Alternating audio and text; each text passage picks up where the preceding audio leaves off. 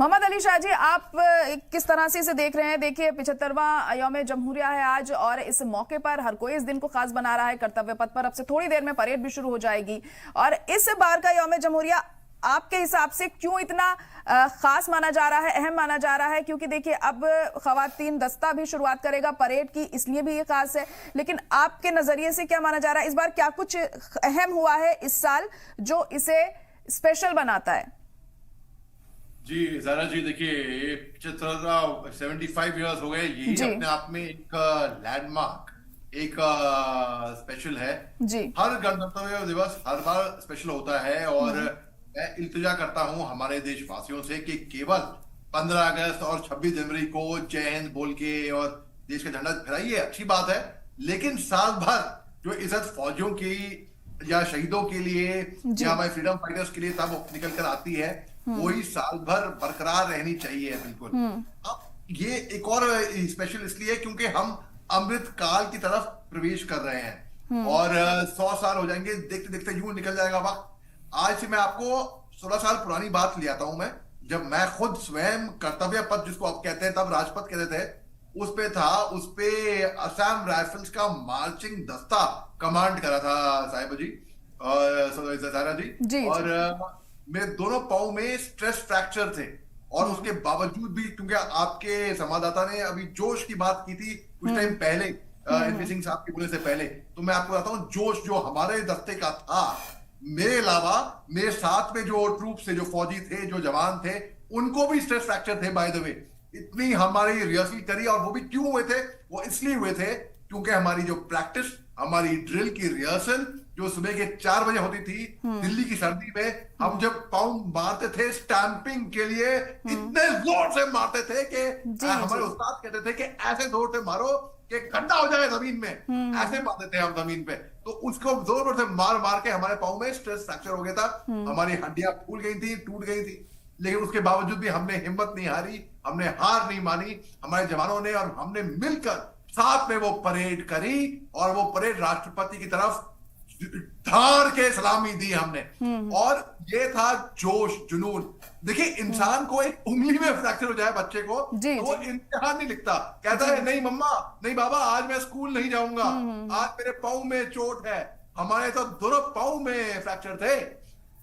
और बात यह है कि ये था जुनून हमारे हिंदुस्तान की फौज का, सेना का, हमारा जो दमखम है वो हमारा। आपको मैं एग्जांपल देता हूं, मैं बुराई नहीं कर रहा, लेकिन मैं आपको रिपोर्ट बता रहा हूं हकीकत में।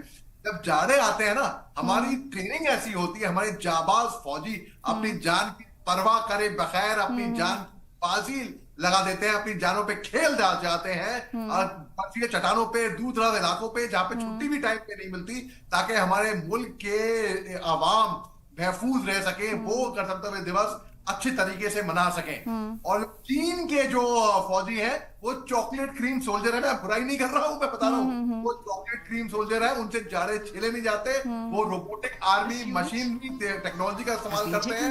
तो हमारे हिंदुस्तान की जो सेना है वो इतने अव्वल दर्जे की है, मशीन ही नहीं, man behind the machine also.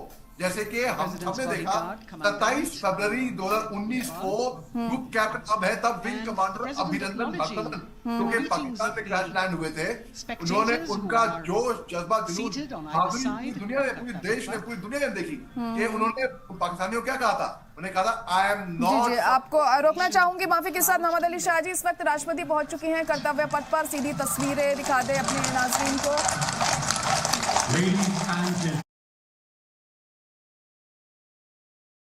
दायरा हो रहा है जिस हमारे देश में जिस तरह से खवातीनों को तवज्जो अब दी जा रही है और ये एक बेहतरीन कदम के तौर पर इसे माना जा रहा है। मोहम्मद अली शाह जी भी जुड़े हुए हमारे साथ। सर, आप किस तरह से देख रहे हैं? एक खूबसूरत नजारा इस वक्त कर्तव्य पथ पर यहाँ दिखाई दे रहा है और जिस तरीके से शुरुआत हुई है, एक हिस्टोरिक मोमेंट ही रहा। ज़ाहिरा जी, देखिए सन 2008 में जब मैंने असम राइफल्स का दस्ता कमांड किया, तब नेवी की जो कंटिजेंट थी, उनकी जो परेड टुवाइसी थी नेवी कंटिजेंट की, वो महिला ऑफिसर थी, कमांडर गौरी मिश्रा, और बहुत ही बहादुर जाबाज ऑफिसर है ये बाद में चीफ ऑफ नेवल स्टाफ की एडीसी भी रह चुकी थी, बल्कि वन ऑफ द फर्स्ट महिला एडीसी मैं कहूंगा, ऐसा कहूंगा। तो फौज में हम देखते नहीं है कि जेंटलमैन ऑफिसर या लेडी ऑफिसर ऑफिसर ऑफिसर होता है, और मेरे कमांडिंग ऑफिसर मेरे लिए वो काम देते, या उनको जो महिलाएं जो जिसके फर्क करिए मेजर जायरा, फर्क मैं एग्जाम्पल दे रहा हूं मैं, ठीक है, तो मेजर जायरा को नहीं देखेंगे कि मेजर जायरा है और ये मेजर अली है। भाई जो काम बखूबी जो कर सकता है जो ऑफिसर, उस हिसाब से काम मिलेगा, उस हिसाब से रिटेनमेंट मिलेगी, कमांडिंग ऑफिसर उस हिसाब से काम देगा। अब दूसरी बात है कि क्योंकि ऑफिसर ऑफिसर होता है, फौज में हमको शिवलरी बहुत सिखाई जाती है कि महिलाओं से कैसे बिहेव करना है, कैसे तौर तरीका रवैया होना चाहिए, कैसे उनसे बात करनी चाहिए, कैसे उनकी दरवाजा खोलना चाहिए, वो लेडी वाइफ्स की बात रही। अब बात करते हैं महिलाओं की। आजकल महिलाएं तो एनडीए पे जा रही हैं, आजकल कमांडिंग ऑफिसर भी बन रही हैं। एक लेफ्टिनेंट जनरल माधुरी कनेटकर मैडम है, आर्मी की है, लेफ्टिनेंट जनरल है, वो महिला है। महिलाएं जो मेरा ऐसा मानना है रायरा जी कहेगी मैं काम नहीं करूंगी, मैं घर पे बैठूंगी, घर पे बैठूंगी नहीं, घर पे भी बैठना बहुत बड़ा काम होता है, घर पे अब मैं हाउस वाइफ रहूंगी। मतलब ये मर्जी से काम कर रही है, अपनी मर्जी से उसने चूज किया है कि नौकरी नहीं करनी है, तो वो भी एम्पावर्ड है। तो फौज में या आप जैसी महिलाएं या साहिबा अली या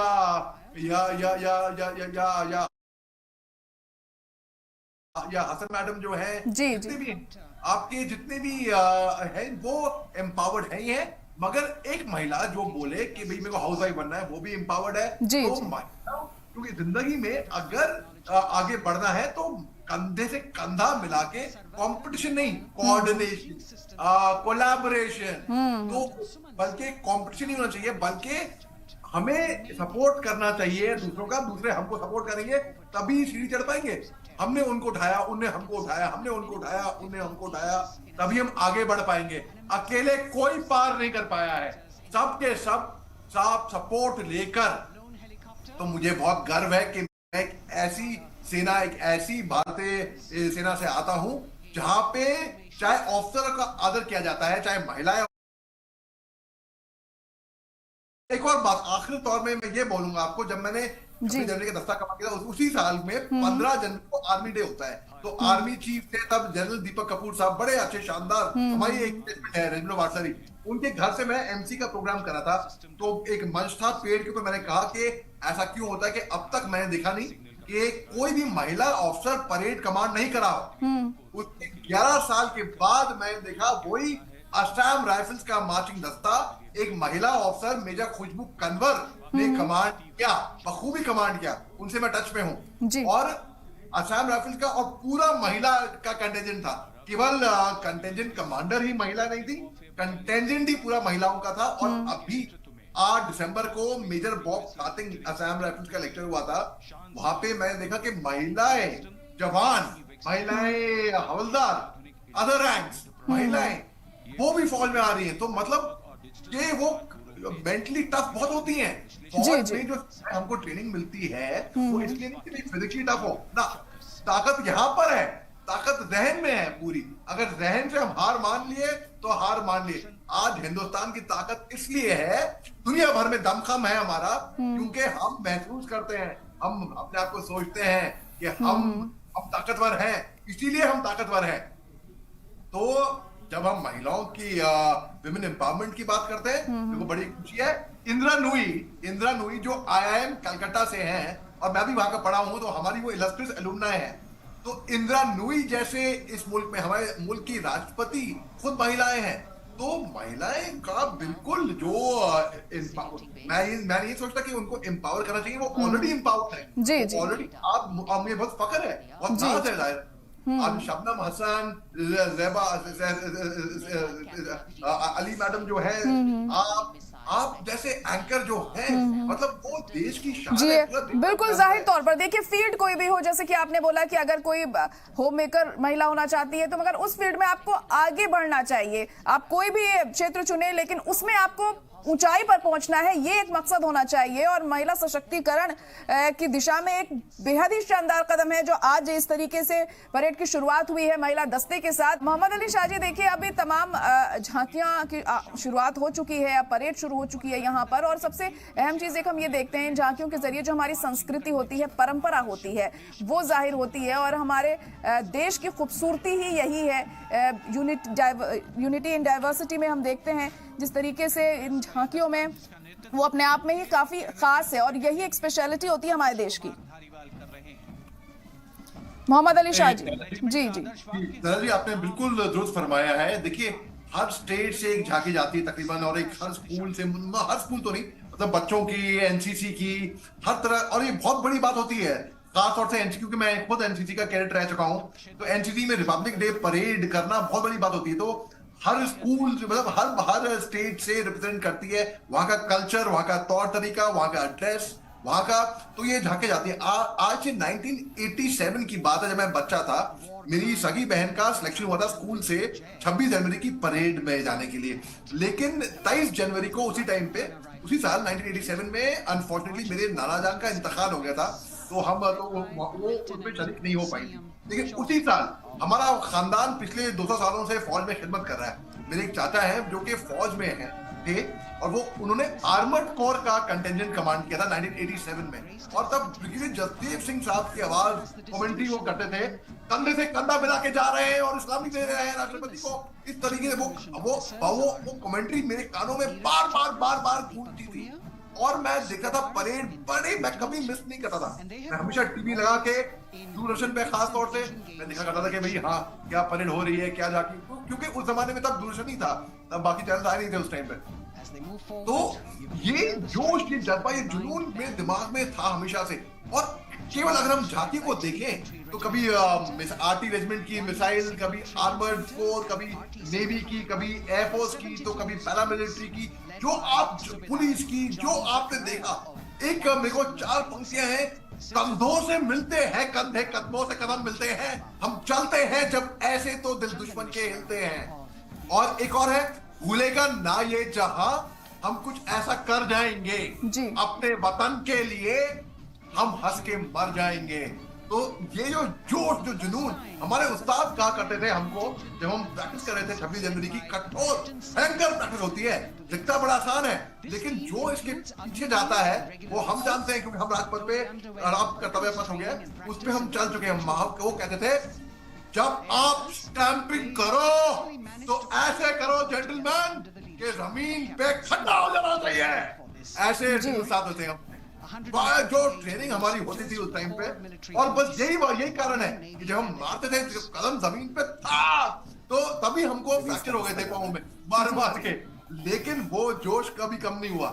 और आज भी 20 साल बाद तकरीबन, आप देखिए, जोश अभी भी उतना ही है। तो आप सोच सकती है हमारे साथी जो थे, फौजी जो थे, ग्रुप जो थे, और खास तौर से जहरा जी, मजे की बात ये है, जो हम रायसेना हिल से चले परेड को लेकर इंडिया गेट तक पहुंचे हम, तब तो पूरे मीडिया कैमरा थी, दर्शक थे, ऑडियंस थे, राष्ट्रपति बैठे हुए थे, उनको हमें सलामी दी। हम जब बाएं मुड़े लाल किले की तरफ, तब तो भैया कोई मीडिया कैमरा नहीं, कोई दर्शक नहीं, कोई हमें देख नहीं रहा। तब हमारा दस्ता अगर चाहता तो बड़ी गाड़ी भी थी, ट्रक थी, आर्मी ट्रक, उसको हम शक्तिमान जैसे होती थी ना पहले जमाने में, LS कहते हैं या FAT कहते हैं, हम बड़ी ट्रक में बैठ के जा सकते थे, सिक रिपोर्ट कर सकते थे, एम्बुलेंस में जा सकते थे। लेकिन ना, हमको फौज में सिखाया जाता है इंटीग्रिटी। इंटीग्रिटी क्या है?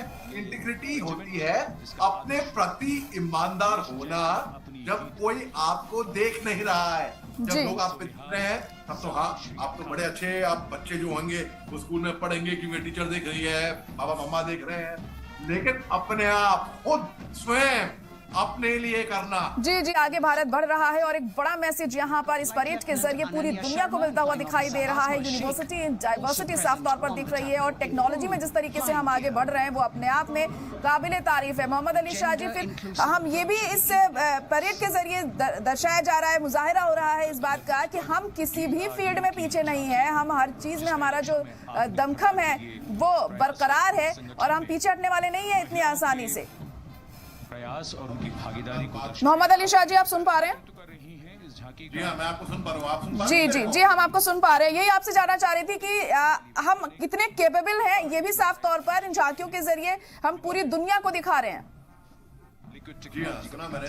जी आपने बहुत ही शानदार बात की है, बहुत ही शानदार बात। जी हाँ, हिंदुस्तान आज की तारीख में किसी को कोई शक नहीं होना चाहिए इसके बारे में कि, और है भी नहीं मेरे ख्याल से, कि हम बहुत आगे हैं। हम जितना हमें सोचा नहीं था कि हम इतनी तरक्की करेंगे, हम उतनी तरक्की कर चुके हैं। और जिस रफ्तार से हम आगे बढ़ रहे हैं वो काबिले तारीफ है वाकई में। हमारी ताकत क्या है? हमारी एकता है। देखिए ये 5 उंगलियां हैं जी। दादा जी।